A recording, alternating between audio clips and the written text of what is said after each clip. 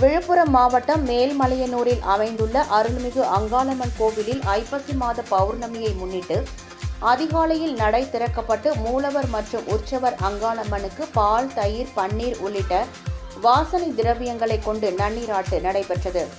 இதனைத் தொடர்ந்து அம்மன் பட்டாடை மற்றும் மலர்களால் அலங்காரம் செய்யப்பட்டு தீபாராதனை காண்பிக்கப்பட்டது. இதில் ஏராளமான பக்தர்கள் கலந்து கொண்டு நீண்ட நெடு வரிசையில் காத்திருந்து அங்காளம்மனை தரிசனம் செய்தனர்.